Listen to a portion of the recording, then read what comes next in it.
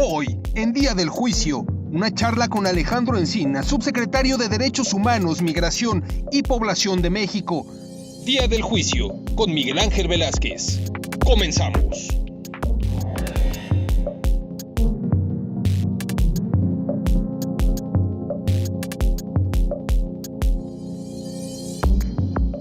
¿Qué tal? Muy buenas noches. Hoy, en el Día del Juicio, vamos a tratar un asunto, creo yo, y usted dirá si sí o si no, un asunto muy importante, porque México ha pasado por momentos muy críticos. Ayotzinapa es sin duda alguno de ellos. Quizá el más doloroso, quizá el que hoy nos llena más de vergüenza. En este gobierno se ha tratado de echar luz sobre aquella noche de Iguala, aquella noche de la desaparición de 43 jóvenes, de una parte del futuro de nuestro país. Para hablar de esto, para platicar de esto, hoy invitamos a Alejandro Encinas, subsecretario de Gobernación, para precisamente esto, para la protección de los derechos humanos. Con él vamos a platicar hoy, aquí, en el Día del Juicio. Soy Miguel Ángel Velázquez, quédese con nosotros. Alejandro Encinas, economista, egresado de la UNAM y orgullosamente Puma. Dirigente político de izquierda dentro de la función pública, diputado federal a finales de los 80s y principios de los 90s, donde presidió diversas comisiones y coordinó la fracción parlamentaria del PRD. Con este partido se candidateó para gobernador del Estado de México en el 93. Secretario de Medio Ambiente del 97 al 2000, secretario de Desarrollo Económico entre el 2000 y el 2002, secretario de Gobierno del entonces Distrito Federal hasta el 2005. El 26 de julio de ese año, el entonces jefe de gobierno del Distrito Federal, Andrés Manuel López Obrador, presentó su renuncia y pidió que este fuera efectivo a partir del 29 de julio de ese mismo año. El órgano legislativo de la Ciudad de México aceptó la renuncia de López Obrador y ese mismo día designó a Alejandro Encinas, cargo que asumió el 2 de agosto, luego de rendir protesta ante el Pleno de la Asamblea Legislativa del Distrito Federal. Senador de la República en la 62 y 63 legislatura, presidente de la mesa directiva de la Asamblea Constituyente de la Ciudad de México, diputado por Coyoacán del Congreso de la Ciudad de México en el 2018. Actualmente es el subsecretario de Derechos Humanos, Población y Migración y entre otras muchas tareas, tiene a su cargo la Comisión Nacional de Búsqueda, el Mecanismo Extraordinario de Protección a Periodistas y Defensores de Derechos Humanos, el Mecanismo Extraordinario de Identificación Forense y encabeza la Comisión de la Verdad de Ayotzinapa. Pues bien, les comentábamos entonces que hoy hablar con Alejandro Encinas es un verdadero privilegio, porque hay una lucha detrás, una lucha de mucho tiempo, de muchos años, a veces de mucho sufrimiento. Y Ayotzinapa, Alejandro, una herida que no cierra. Yo creo que es uno de los dolores más profundos que prevalece en nuestra sociedad, en donde hay un reclamo muy legítimo de los padres y madres de familia, pero también un reclamo social para que este asunto no quede impune y que haya justicia. Estamos trabajando muy fuerte en ello porque no podemos seguir dejando abiertas estas heridas y tenemos que cerrar este cúmulo de agravios que a lo largo de la historia reciente del país han presentado para poder construir un escenario de paz, de reconciliación, de ruptura con el pasado autoritario de un régimen que tuvo un enorme desprecio por su gente y por las víctimas que ellos crearon. Claro, y como que, a final de cuentas, en el puesto, en el lugar en donde estás, sufres igual con los padres, se sufre pues todo lo que sucede en el ámbito de la búsqueda. Nos toca atender la herencia más dolorosa que tuvo este gobierno de la Cuarta Transformación, en donde pues, nos heredamos todo un cúmulo de violaciones graves a los derechos humanos que dieron pauta a una crisis humanitaria. Un país donde lamentablemente hemos rebasado la cifra de 100,000 personas desaparecidas, en donde el Estado no solamente no asumió su responsabilidad para garantizar el derecho de las víctimas a ser buscados, no acompañó a las familias, a los hijos, a las madres, a los padres de las personas desaparecidas y pretendió minimizar y esconder el problema. Y hoy no solamente tenemos esta grave crisis de más de 100,000 personas desaparecidas, sino también otros indicadores del abandono institucional, como la existencia de más de 52,000 cuerpos sin identificar en las fosas comunes y servicios forenses del país, y también un buen número de personas que pudiendo estar vivas porque fueron otras las causas de su ausencia, nunca se generaron los instrumentos para localizarlas, para darle tranquilidad a las familias. Y ese es solo uno de los aspectos, porque también estamos abordando los temas asociados a la violencia contra periodistas y personas defensoras de derechos humanos, en un país donde la disputa por el territorio, los recursos naturales, los problemas agrarios, los conflictos religiosos, los conflictos entre las comunidades agrarias, pero también la violencia delictiva y el despojo de recursos naturales por actividades extractivas como las minas o la tala clandestina en los bosques, ha provocado desplazamiento forzado interno de personas, en donde pues ya no es solo la pobreza, la desigualdad, los problemas del cambio climático quienes lo favorecen, sino las acciones del propio hombre que no da garantías para que la gente pueda vivir en su lugar de origen. Nos toca gestionar el dolor, pero no solamente atenderlo, gestionarlo, dar satisfacción a los derechos de las personas, a ser buscadas, a tener una vida digna, a un trato digno con sus seres queridos una vez que se encuentran, sino nos toca generar las condiciones para que, reconociendo la existencia de estos problemas, los enfrentemos, generemos capacidades institucionales que el Estado debe de generar porque es su responsabilidad y generemos las condiciones de no repetición sobre estos hechos. Acláranos una cosa, ¿por qué Ayotzinapa? Ayotzinapa, además de que fue un compromiso explícito, político, del presidente Andrés Manuel López Obrador con los padres y madres de familia, representa sin lugar a dudas uno de los casos más graves de violaciones a los derechos humanos, pero también de las incompetencias del Estado. Nosotros lo hemos calificado como un crimen de Estado, en donde distintos agentes del Estado mexicano se coludieron no solamente en la desaparición de los muchachos, sino que se coludieron con un conjunto de actividades delictivas derivadas al tráfico de drogas, derivadas al tráfico de dinero, al tráfico de personas, en donde es la coalición de delincuentes y autoridades de distintos órdenes de niveles en la desaparición. Para nosotros, el esclarecimiento del caso de Ayotzinapa es, sin lugar a dudas, una ruptura con el pasado régimen con el que queremos terminar. Y por supuesto de ahí la respuesta tan violenta, tan virulenta de un régimen que todavía no ha muerto y que muchos de sus tentáculos están vigentes dentro y fuera incluso de las instituciones públicas. Sí, porque la lucha por esclarecer Ayotzinapa sí tiene que ver mucho con lo que está afuera, pero también tiene que ver mucho con lo que está dentro. Sin lugar a dudas. Tiene que ver con la falta de renovación de todos los órganos de procuración de justicia, de los órganos de impartición de justicia, no solamente me refiero a las fiscalías, a la General de la República, a las fiscalías de los estados, sino también al Poder Judicial, en donde hacen falta reformas muy profundas.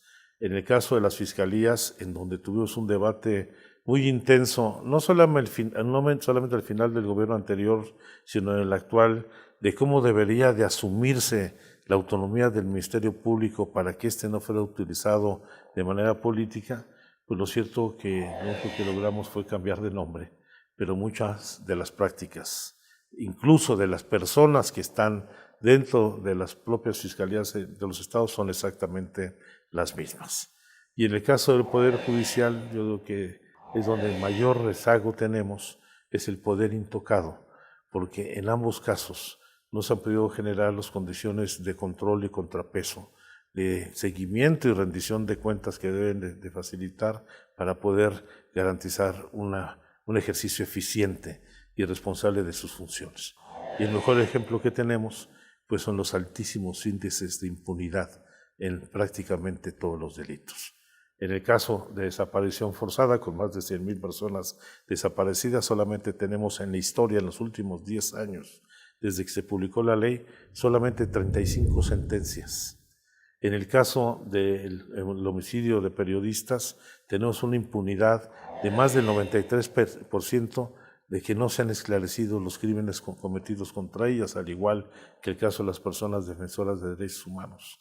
Y si no entendemos que más allá del combate a la corrupción que se ha implementado de manera muy firme y decidida en este gobierno, si no acabamos con la impunidad, este será un círculo vicioso, porque delito que no se castiga es un delito que se vuelve a cometer. Y a ver, platícame una cosa. Hablabas hace un momento de más de 100,000 desaparecidos en este sexenio.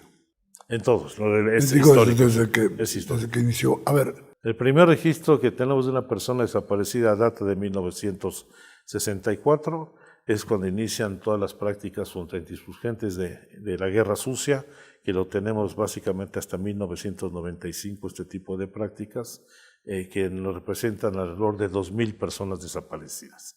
Pero el detonante de la desaparición de personas justamente inicia con la mal llamada guerra contra el narcotráfico, Con Calderón, sí, en donde muchas de las prácticas contra insurgentes que utilizó el Estado mexicano para combatir a la disidencia política se trasladó a los grupos delictivos. Y la más clara son la política de desaparición de personas.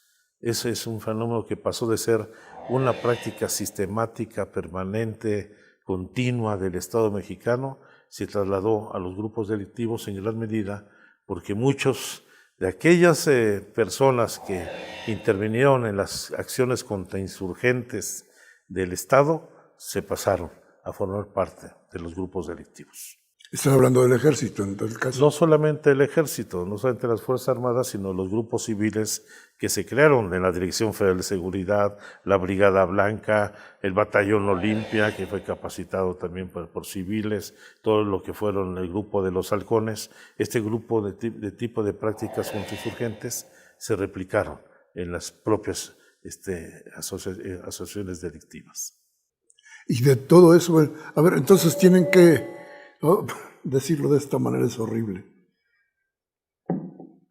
Ir investigando fosas, escarbando para sacar verdades, sí, en los basureros, en las tierras, pero también en la burocracia. Sí, yo creo que todavía hay muchas resistencias en las propias instituciones públicas.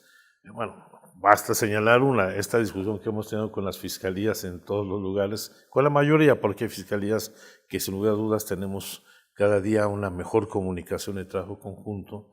Siempre hay una resistencia, uno, a cumplir con su labor fundamental de hacer las labores de búsqueda ante las denuncias de las personas desaparecidas. Yo creo que fue tal el debilitamiento de las instituciones públicas del Estado mexicano que empezamos a crear mecanismos extraordinarios para poder atender y resolver funciones y competencias que no están realizando las propias autoridades. En las labores de búsqueda le corresponden por ley realizarlas a las fiscalías de los estados y a la Fiscalía General de la República. Sin embargo, creamos una Comisión Nacional de Búsqueda, 32 comisiones locales, un sistema nacional de búsqueda que son entendidos como un mecanismo extraordinario para hacer las labores de búsqueda de las personas desaparecidas y no localizadas cuando deberían hacerlo las fiscalías.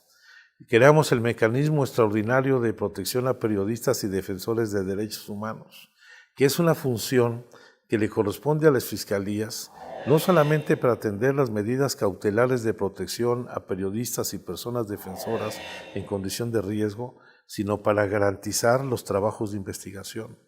Creamos una comisión ejecutiva de atención a víctimas federal y en los estados, cuando es una labor que corresponde la atención a las víctimas y las tareas de reparación a las propias fiscalías.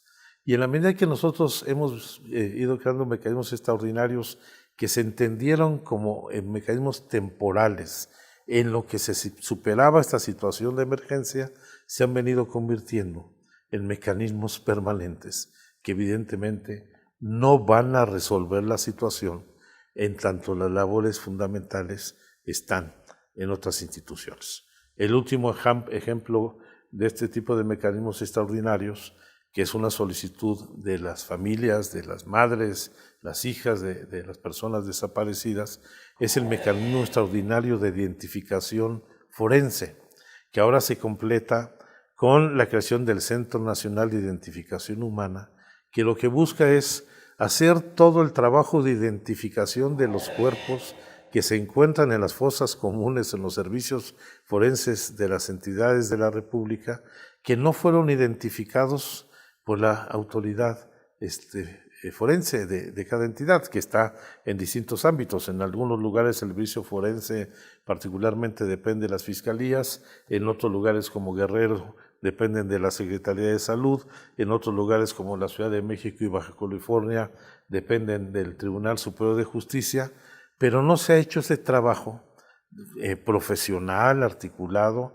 para la identificación oportuna de las personas sin vida que se encuentran ya sea en una fosa clandestina o que fueron resultado de un accidente automovilístico o que murieron por una enfermedad en la calle y que se van sin ningún registro o sin cumplimiento de los protocolos que establece la ley para garantizar su identificación, y no hay un reporte de carácter nacional que permita llevar el registro de las personas que, reportadas como desaparecidas o no localizadas, puede informarse a las familias. Hemos tenido casos en donde el servicio forense de un estado tiene durante 3, 4 o 5 años identificado a una persona reportada como desaparecida que no se le reporta al familiar. Entonces, si seguimos en esta lógica de creación de mecanismos extraordinarios y no logramos que las instituciones públicas que tienen la responsabilidad lo resuelvan, vamos a estar en un círculo vicioso perverso, porque no vamos a cambiar los problemas estructurales que le dieron origen a esta situación. Déjame preguntarte algo más. ¿Cómo explicamos los desaparecidos de este sexenio? No me respondas, déjame ir a un corte. Estamos hablando con Alejandro Encinas. Estamos platicando de estas heridas que han dejado los gobiernos poco preocupados por los derechos humanos en nuestro país. Heridas que nos duelen, explicaciones que merecemos. Regresamos en un momento.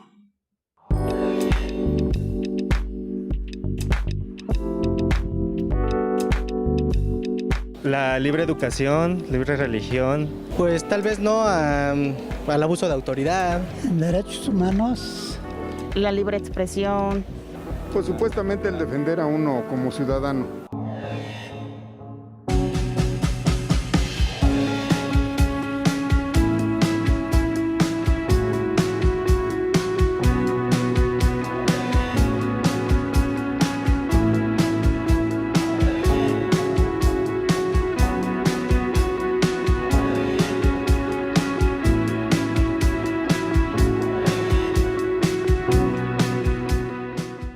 Bien, pues muchas gracias por seguir con nosotros aquí en el Día del Juicio. Esta plática merece que la tome usted muy en cuenta. Es parte de las cosas que no deben repetirse en el país y para eso está precisamente Alejandro Encinas, para hacer los estudios, para encontrar las verdades o las verdades, para decírnoslas y para que no se repitan, Alejandro. Y te preguntaba antes de nuestro corte, ¿cómo explicar a los desaparecidos de este sexenio por qué siguen desapareciendo personas en este sexenio?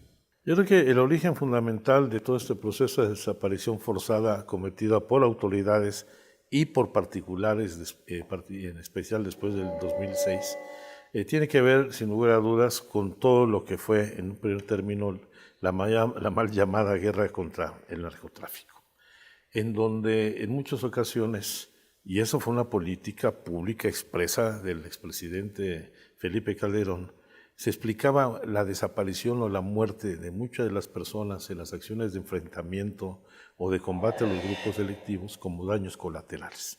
Siempre esta lógica de que en algo han de haber estado metidos para que esto sucediera. Y esto llevó no solamente a una revictimización de las personas desaparecidas, sino también a la victimización de las familias. Se quiso esconder la magnitud de este problema, minimizarlo y se desatendió. No se reconoció el derecho de las personas a ser buscadas. Y eso permitió pues, que se fuera generando este tipo de práctica delictiva de la desaparición. La desaparición implica no dejar rastro de la persona que uno ha desaparecido, el grupo delictivo ha desaparecido.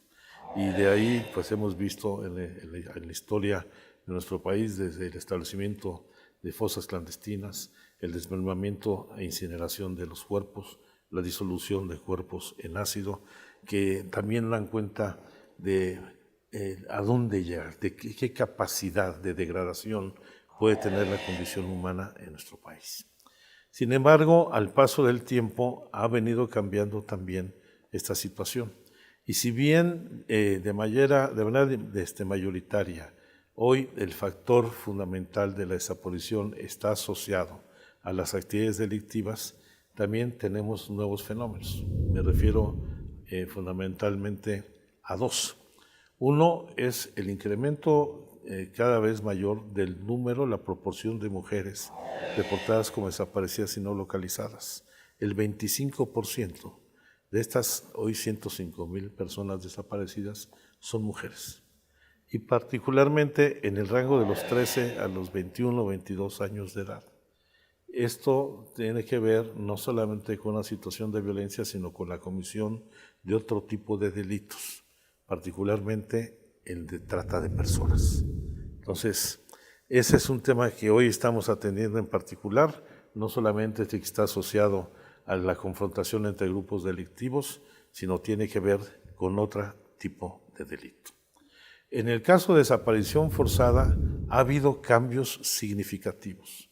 A lo largo de estos casi 4 años de gobierno del presidente López Obrador, ha caído de manera significativa todas las denuncias y quejas presentadas ante la Comisión Nacional de Derechos Humanos asociados con violaciones a derechos humanos y particularmente el de desaparición forzada.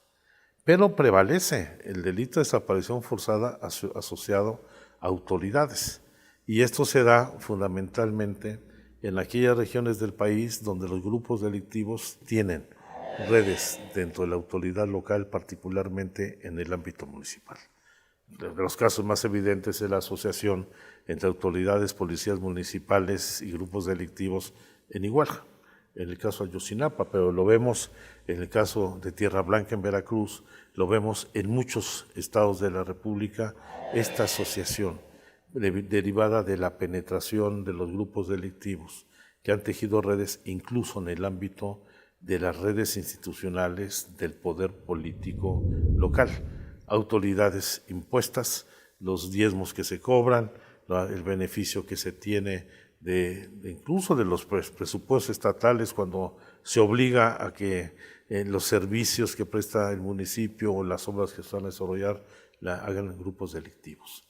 Un tema que ya no es tanto asociado a la desaparición, sino a la no localización, y se registra de manera importante en la pandemia, es un incremento en la ausencia voluntaria, particularmente la derivada de la violencia intrafamiliar.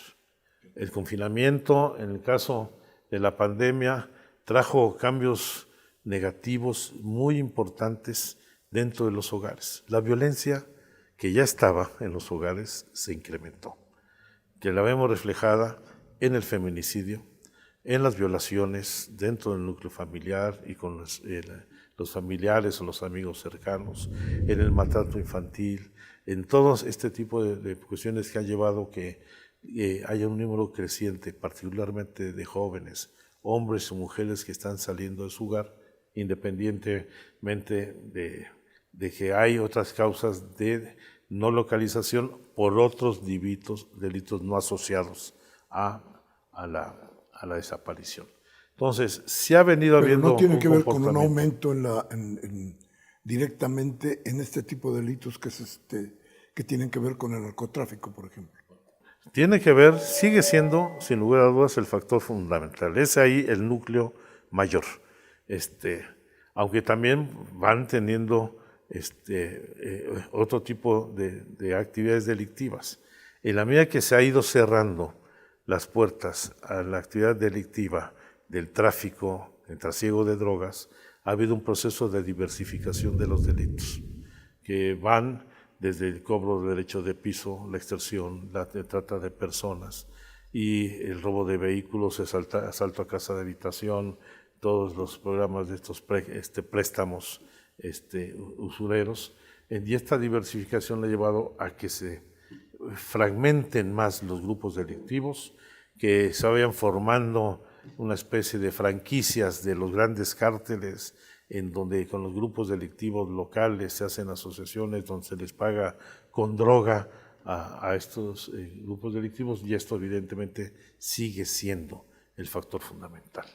Creo que de los resultados que van a empezar a registrarse, ahora que la política de seguridad del gobierno ha logrado ya revertir la tendencia en el incremento en el número de delitos, y particularmente de homicidio, la tendencia al crecimiento que vamos a tener en desaparición va también en una tendencia descendente sostenida. Va a llevar tiempo, pero se está logrando. Y focalizar el combate a este tipo de delitos en los lugares donde tenemos los mayores índices de violencia y desaparición, que son los 50 municipios prioritarios que el Gabinete de Seguridad ha identificado, va a resolver, sin lugar a dudas, con mayor velocidad este tema. Estamos hablando de dónde están los estados más violentos. Lamentablemente, Guanajuato sigue encabezando la lista, pero se suma eventualmente Zacatecas. Tenemos problemas con el Estado de México, tenemos problemas con otras entidades. En los municipios, Ciudad Juárez y Tijuana siguen siendo los más violentos del país, pero de repente aparece Celaya, y luego, en el caso de Guanajuato, y focalizándose en los 50 municipios de mayor violencia, se está logrando revertir esta situación, que esperemos que en el corto tiempo también vaya resolviendo el tema de la desaparición. A ver, hablabas de un estado criminal. Hoy un estado con agentes criminales en algunas partes del territorio, no todo el estado es un estado criminal. Yo estoy convencido que el gobierno federal ha logrado superar esa situación. Con Ayotzinapa lo calificaron como un crimen de estado. Así es. Era un estado criminal. Ahora sigue habiendo cosas. ¿Hay un estado cómplice o no lo hay? Yo creo que en algunas entidades, algunos municipios, hay relaciones de complicidad y de colaboración con los grupos delictivos, concentrándote particularmente en el ámbito municipal.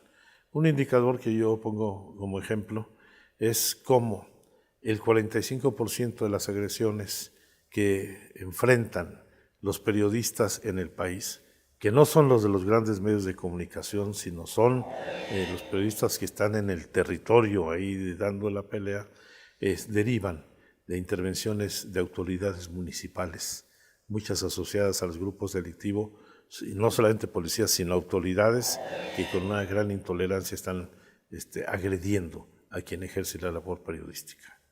Pensamos, por lo que nos platicabas hace un momento, en Guanajuato. En todo el país, cuando vemos este tipo de agresiones y vemos territorios controlados, vemos los problemas en Colima, en Guadalajara, en Sinaloa, en Sonora, que ha sido muy claro, los problemas en Baja California, todo lo que es el corredor de la frontera norte, particularmente en Tamaulipas y posteriormente hacia el Golfo en el estado de Veracruz y los estados asociados. Tenemos que entender que este fenómeno delictivo, si bien tiene expresiones y condiciones particulares en cada estado, sí tiene un comportamiento de carácter regional y nacional, porque este tipo de delitos no se concentran en una sola entidad. El tráfico de droga, la droga y el tráfico de personas transita por distintas entidades de la República. Es más, el tráfico de personas es un fenómeno de carácter internacional, donde ya las bandas de tráfico y trata de personas operan en todo el mundo, y basta ver cómo en los últimos 2 años en nuestro país, a diferencia de lo que sucedía antes, donde tenemos flujos migratorios prácticamente concentrados en Honduras, Guatemala, El Salvador y otros países de la región, hoy tenemos cerca de 110 nacionalidades distintas queriendo ingresar y transitar al país, que son de los temas que hay que asumir como seguridad nacional y, por cierto, con una política de respeto a los derechos humanos de muchas de estas personas que tienen pues la esperanza de encontrar en nuestro país o en los Estados Unidos una oportunidad para vivir dignamente. A ver, en la subsecretaría que tú ocupas, ¿es suficiente lo que se tiene para poder tener una idea clara de qué está pasando en todo el país? Bueno, es suficiente tener un diagnóstico, pero no se cuentan en la Secretaría con las capacidades institucionales para resolverlos. Por eso lo que hemos sostenido es que estos temas tienen que asumirse como un asunto de Estado. Y cuando un asunto de Estado no es que hablemos solamente de una coordinación interinstitucional de las dependencias del sector federal, sino que intervengan todas las instituciones, los estados, los municipios, pero también ahora las entidades autónomas, particularmente las fiscalías, los tribunales, la Corte. Los asuntos de Estado tienen que tener esta transversalidad en donde sin ningún celo institucional, sin ninguna reserva en los alegatos de la autonomía y la división de poderes, se utilicen para impedir acciones conjuntas para atender la raíz de los problemas. Bien, esto que usted está escuchando de boca del subsecretario de Derechos Humanos de nuestro país es muy importante para la toma de decisiones de usted mismo, para su cotidianidad, pero sobre todo para ir consiguiendo pedazo a pedazo la paz ciudadana que requiere nuestro país. Vamos a ir a un corte y regresamos de inmediato con Alejandro Encinas y todo esto que le decía yo sigue doliendo y hay que aliviar. Vamos al corte.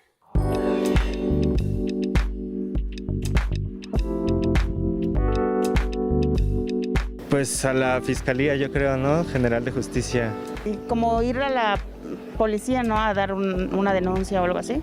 Hablar y comunicarse uno para que lo auxilien a uno. Sí, de hecho tenemos la delegación muy cerca y sí es donde podrían atender casos de ese tipo.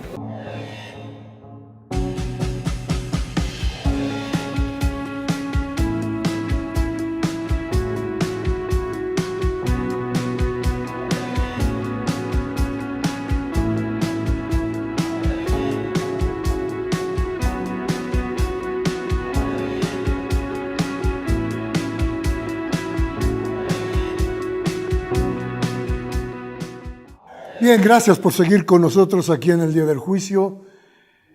Interesante todo lo que estamos oyendo. Esto, le decía, es importante para sentirnos seguros, para lograr la paz en nuestro país. Esa es parte importantísima de la labor de Alejandro Encinas, pero tampoco resulta fácil, porque creo, para regresar un poco a Ayotzinapa, también ha sido el gran pretexto, porque Ayotzinapa es eso, la herida social que nos ha dejado una atrocidad de ese tamaño.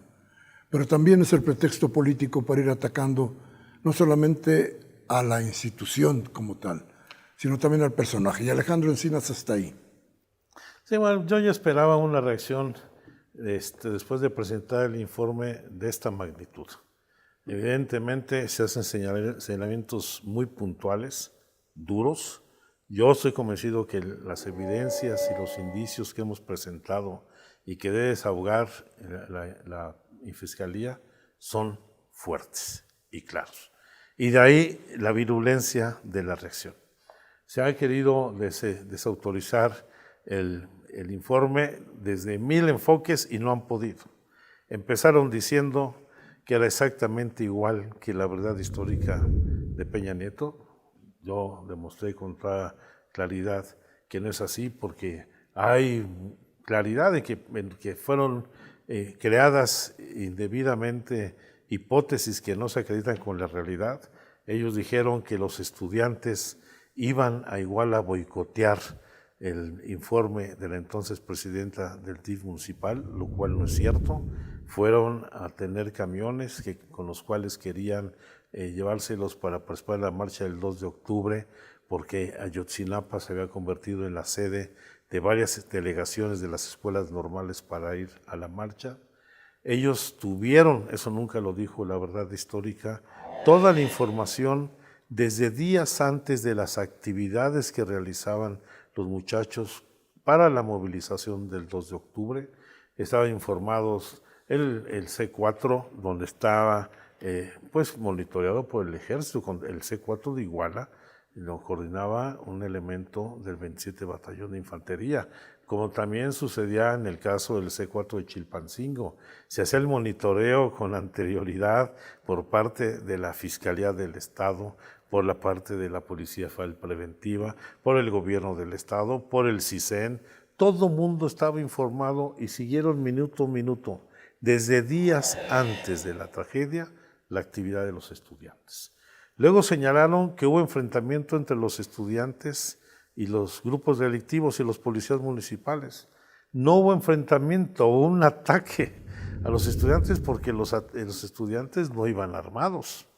Ellos señalaron posteriormente que los 43 estudiantes fueron incinerados todos en el basurero de Cocula, cuando hemos demostrado que nunca estuvieron juntos los estudiantes, incluso antes de llegar a la terminal de autobuses, y cómo en la terminal de autobuses cuando salen con los camiones se dispersan hacia distintas salidas de Iguala.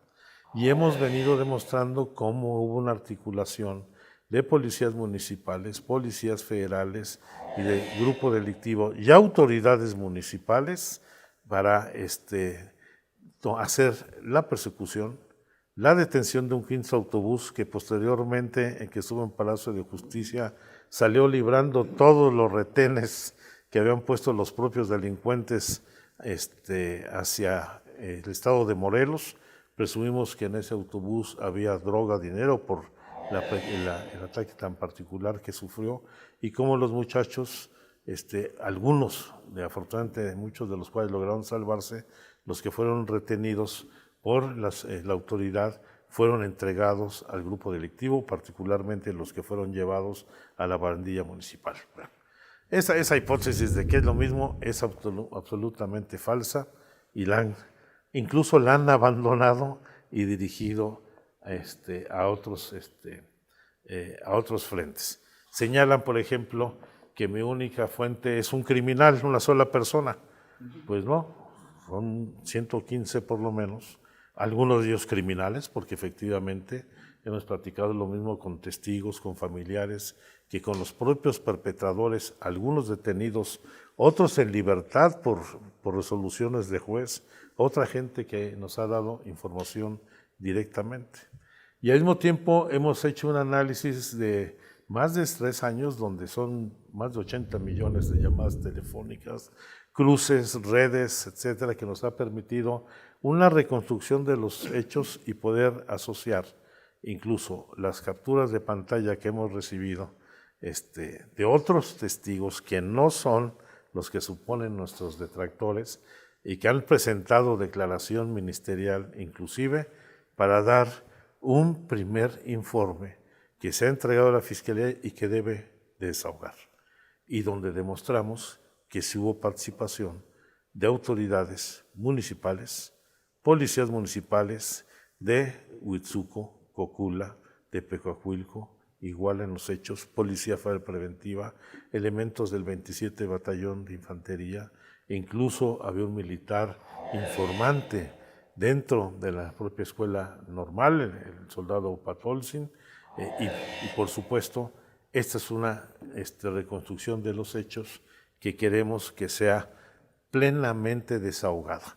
Ahora me piden las pruebas periciales, toda la búsqueda es desmontarlo y se vendrán las descalificaciones personales, vendrán las filtraciones de información, como ya lo vimos en cómo se filtró todo el informe no testado de la comisión, vendrán muchos ataques, estaremos preparados para ellos. Yo he dicho, no hay marcha atrás, vamos a enfrentar la adversidad. El presidente de la República tiene un compromiso que vamos a cumplir, yo tengo la encomienda de hacerlo. Nuestra investigación se ha concentrado fundamentalmente en esclarecer los hechos de esa noche y los días posteriores y ubicar el lugar donde fueron llevados los muchachos, que no fueron a Cocula, como se ha demostrado, ni tiraron los restos todos en el río San Juan, sino que fue en distintas partes de municipios de Guerrero, en donde estamos concentrando hoy. Hoy siguen las búsquedas de los muchachos y seguiremos buscándolos hasta encontrarlos en una situación adversa. Y por supuesto, esto ha sacudido a las viejas y las malas conciencias de fuera y de las que quedan todavía en el gobierno, porque pues en estas transiciones ni lo bueno acaba de nacer, ni lo viejo acaba de morir, y como lo estamos viendo, pues se mueven los tentáculos por todos lados, donde pues se pretende desacreditar y delegitimar la investigación. Pero vamos a continuar con este esfuerzo con mucha firmeza. A ver, dos cosas. Una, ¿por qué se testó, por qué se tachó parte del informe? Es por disposición legal. Esa es una disposición que establece la propia ley para poder garantizar que las pruebas que se aporten pues, puedan judicializarse, formen parte de una carpeta de judicialización y se puedan realizar las actividades. No se pretendió ocultar. No, al contrario, el presidente quisiera que hiciéramos público no solamente el informe sin textar, sino los cerca de 50,000 documentos, videos, grabaciones, testimonios que tenemos en el archivo de la comisión, porque también hay que señalar que el punto de partida de nuestro trabajo con el decreto que crea la Comisión Presidencial es el acopio de información de todas las dependencias federales que tengan sobre el caso. La Secretaría de la Defensa Nacional, que es la que más documentos ha aportado, cerca de 18,000, la Marina, lo que fue la Policía Federal Preventiva y la Guardia Nacional, la Secretaría de Salud Pública, la Secretaría de Gobernación, la Comisión Nacional de Derechos Humanos. Toda esta información está sistematizada, está analizada, y para que no haya duda, ahora que complementemos nuestra información para la Fiscalía, vamos a demostrarles cómo hay en todo el proceso de reconstrucción de los hechos, de las llamadas telefónicas, de los testimonios, de las llamadas que obtuvimos, 2 de la Defensa Nacional, una del CISEN, otra de información que estaba en la CEIDO, donde incluso tienen parte de las intervenciones que la CEIDO hacía al grupo delictivo de Guerreros Unidos con anterioridad, y otras, junto con otros testimonios y mensajes que tenemos, la concordancia de todo el contexto en el que se dio la desaparición. Yo sinceramente tengo la conciencia tranquila, sabía que se iban a venir con todo contra el presidente, contra la investigación, contra el ejército, contra un servidor. Quieren amarrar las manos con el ejército. Miren, yo respeto todas las instituciones, pero si un elemento de cualquier institución comete un delito, debe ser castigado y no debe solaparlo absolutamente nadie. Y es así como estamos actuando. A ver, por esto de las filtraciones, Sí. ¿Quién tenía el informe sin testar?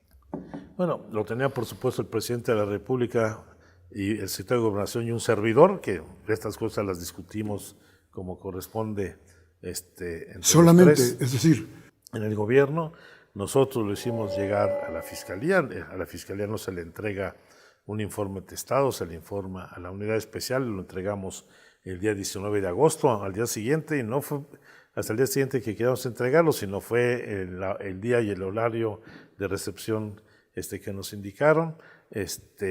Pedimos incluso declaraciones ministeriales de testigos que han colaborado para fortalecer lo que está señalado en el informe. Es básicamente donde está concentrada la información. Yo he pedido que a la Fiscalía que haga una investigación sobre de dónde se dio la filtración, de donde sea. No estoy acusando incluso a la Fiscalía, que luego se lo tomaron muy a pecho, sino de donde haya salido. Si salió de mi oficina, que me lo digan. Si fui yo, que me lo digan. Pero el primer sorprendido fue un servidor, ese sábado que vi la noticia, donde lamentablemente se registra este hecho. De esta cosa, déjame decirte algo más. Entonces, se sabía desde días antes, tenía a los muchachos, los estaban monitoreando, había seguimiento de lo que hacían. ¿Quién sabía? ¿Hasta dónde se sabía esto? Por ejemplo, quiero saber, ¿la Secretaría de Gobernación sabía qué estaba pasando? Yo estoy convencido de que sí, porque en aquel entonces el CISEN dependía directamente de la Secretaría de Gobernación y tenía una delegación en Iguala. Y ahí trabajaban, ahí se supone que tenían que... Y tienen ligas con el C4 de Iguala, donde se va el monitoreo entre el C4 Chilpancingo y el C4 de Iguala del seguimiento de los muchachos. ¿Y qué ha pasado con esta idea, cómo va la investigación? Bueno, en el caso de las aportaciones del CISEN han sido importantes algunas. Yo creo que la más importante ha sido la información que el CISEN entregó a la Fiscalía Especial del caso Ayotzinapa, de 50 videos que acreditan de cómo fueron objeto de tortura las personas detenidas. Creo que esa es una información muy valiosa. Puede obtenerse todavía más información, particularmente del monitoreo de comunicaciones que pudo haber realizado el CISEN en ese momento, y del trabajo que realizaron tanto la delegación estatal como la de Coajimalpa. Son temas que quedan pendientes todavía por tener más información, y en eso estamos trabajando. Una última cosa. ¿No tienes miedo de que todas estas rémoras, lo que queda de aquel pasado metido en este gobierno, nos lleven al fracaso? Yo tengo miedo de que quieran reventar una investigación que se ha hecho profesional desde la unidad especial. Yo reivindico el trabajo que hizo Omar Gómez Trejo, que lamentablemente renunció la semana pasada, que fue un trabajo serio, que lo hicimos en coordinación. Yo reivindico lo que hemos trabajado con el GIEI, con nuestras diferencias, con matices, como es normal. Es un órgano coadyuvante, independiente. Nosotros somos la representación del Estado mexicano en esta investigación y tenemos que hacer la parte que nos toca. Creo que se ha avanzado como nunca en esta investigación, porque tanto la Unidad Especial de la Fiscalía, como el GIEI, como la Comisión Nacional de Búsqueda, ha tenido acceso a toda la información. Hemos entrado a revisar directamente los archivos de la Secretaría de la Defensa Nacional, incluso los de las áreas de inteligencia. Se ha hecho lo propio en la Secretaría de Marina, también con una gran disposición del almirante secretario. Se ha hecho con el apoyo de la Secretaría de Seguridad y Protección Ciudadana la revisión de todos los archivos que fueron de la Policía Federal Preventiva. Nos ha apoyado la Policía Científica de la Secretaría. Hemos entrado a todos los archivos de la Secretaría de Gobernación. El GIEI ha tenido reuniones particulares, por lo menos 6, si mal no recuerdo, de manera directa con el presidente de la República, lo cual es inédito. Son dos cosas inéditas: el tener una relación tan directa con el presidente y que un grupo independiente de expertos entre a los archivos de inteligencia de una institución castrense. No hay precedente. Todo esto ha ayudado muchísimo, más los testigos, más las colaboraciones que hemos tenido. Existen elementos suficientes para esclarecer esta situación en los dos momentos. Desde el momento de los hechos de violencia y desaparición hasta la construcción de la verdad histórica. Ya había dicho que era la última, pero no es cierto. A ver, déjame decirte una cosa. en este sexenio se acaba la investigación. Pues es nuestra obligación.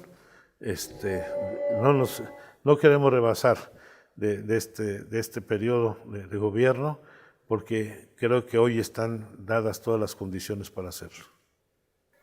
Y aunque no tiene que ver con Ayotzinapa, tiene que ver con toda esta situación, hubo un costo, estamos pagando algún costo por abrir el campo militar número 1 para las investigaciones sobre la Guerra Sucia, 68, etc. Yo creo que no, yo creo que por el contrario, la Secretaría de Defensa Nacional está ganando mucho. El haberse abierto al escrutinio, no solamente de una institución como la Comisión de la Verdad, que es una institución creada por el presidente de la República, sino también a los sobrevivientes, a los familiares de las víctimas, es un gran avance.